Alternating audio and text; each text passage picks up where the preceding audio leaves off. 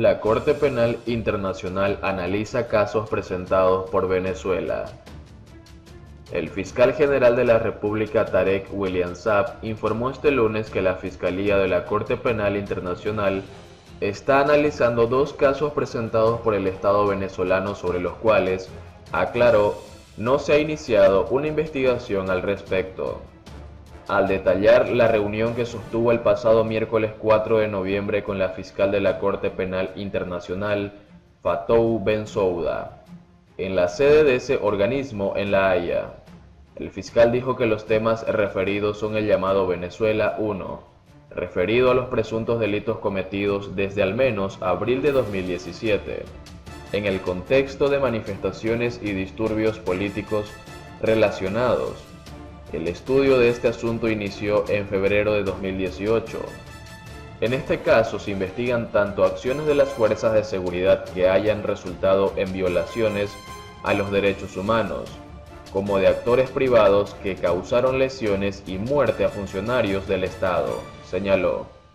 Y la denominada Venezuela 2, relativa a presuntos crímenes de lesa humanidad cometidos como consecuencia de la aplicación de medidas coercitivas ilícitas adoptadas unilateralmente por el gobierno de los Estados Unidos contra Venezuela, al menos desde el año 2014.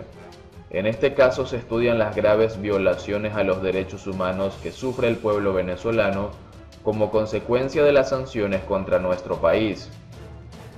La fiscal Bensouda ratificó que ambas cuestiones, Venezuela 1 y Venezuela 2, permanecen en examen preliminar con miras a tomar una decisión sobre si se abre una investigación o no. Es decir, todavía no se ha iniciado una investigación al respecto, manifestó Saab.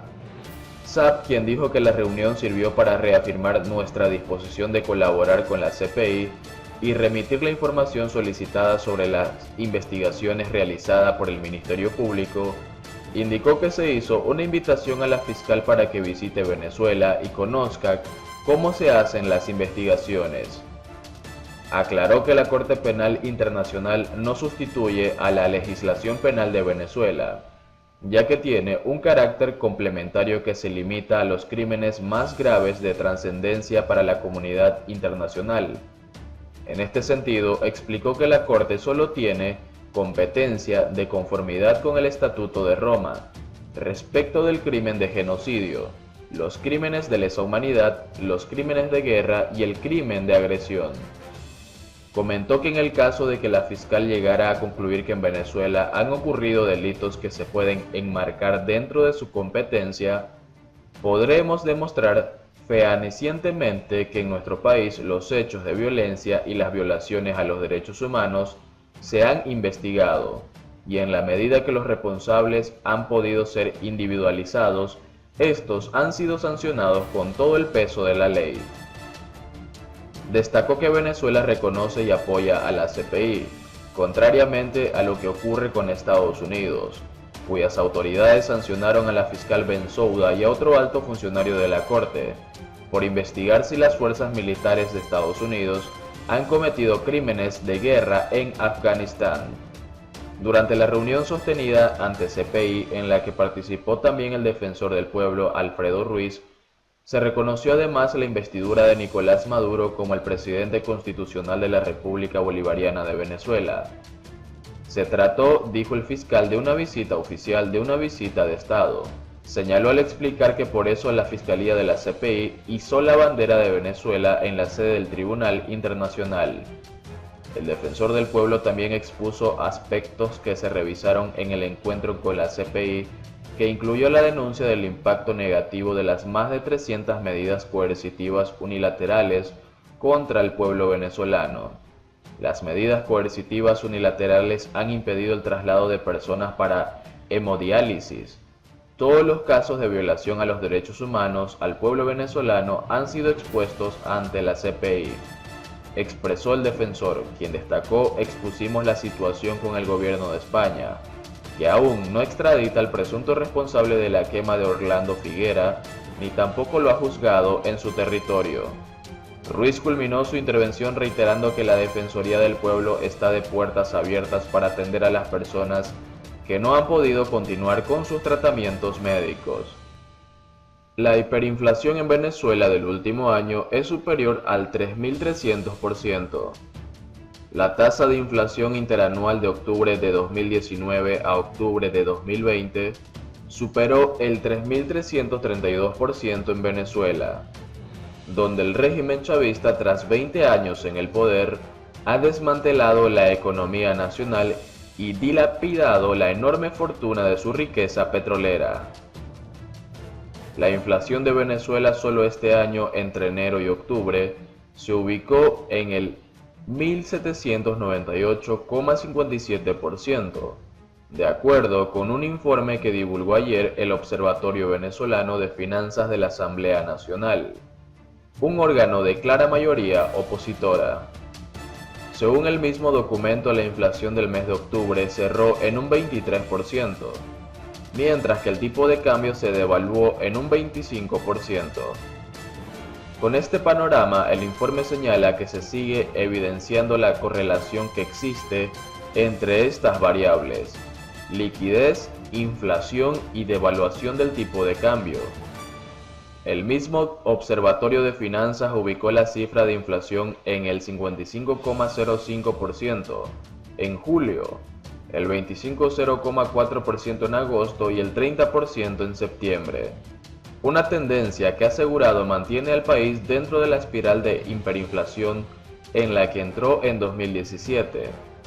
Los rubros que mayor alza experimentaron el pasado mes fueron equipamiento del hogar 34,2%, alimentos y bebidas 32,7%, calzado 30,5% y alquiler de viviendas o establecimientos comerciales 20%. Como consecuencia de la variación de los precios, el salario se sigue rezagando respecto a la canasta alimentaria, llegando a cubrir un mínimo histórico de 0,72% de la misma. Prosiguió el informe. Venezuela atraviesa desde hace años la peor crisis de su historia reciente, una situación sumada a la represión política, que alentó el éxodo de más de 5 millones de ciudadanos, según datos de la Organización de Naciones Unidas. El régimen chavista, que no reconoce ninguna responsabilidad en la crisis, habla de una supuesta guerra económica del imperio que es Estados Unidos. Venezuela vivió la bonanza de los precios del petróleo durante los primeros años del expresidente Hugo Chávez, pero la dilapidación del tesoro público alcanzó cifras siderales. El clientelismo político para ganarse el apoyo popular, la compra de lealtades internacionales con créditos multimillonarios rápidamente otorgados, además de la galopante corrupción, cifras preliminares hablan de unos 600.000 millones de dólares robados por el chavismo. Destrozaron la riqueza del Estado petrolero, caracterizada principalmente por las múltiples sanciones que naciones como Estados Unidos han impuesto al sistema financiero del país y a altos funcionarios del gobierno de Nicolás Maduro, al que unos 50 gobiernos no reconocen como mandatario. Maduro admitió recientemente que Venezuela ha dejado de percibir 65.000 millones de dólares desde 2014, producto de la grave crisis que atraviesa. Ante esta situación, una manera de, por lo menos, poder sincerar los precios dolarizando la economía es una de las opciones que se plantean desde hace tiempo. ¿Por qué no dolarizan de una vez Venezuela? Son muchos los ciudadanos que en las calles repiten la pregunta con frecuencia. Claman por la divisa estadounidense como solución pronta para la maltrecha economía, pero esa receta tampoco será varita mágica y tiene sus inconvenientes. El ejemplo de Ecuador, que adoptó el dólar y renunció al sucre en el 2000, se repite como modelo para una Venezuela asolada por la hiperinflación, la devaluación del bolívar y en el que las cuentas públicas son manejadas en un gran misterio. Pero primero debe abordarse los problemas estructurales de la economía y la institucionalidad venezolana. Caso ante la Corte de La Haya.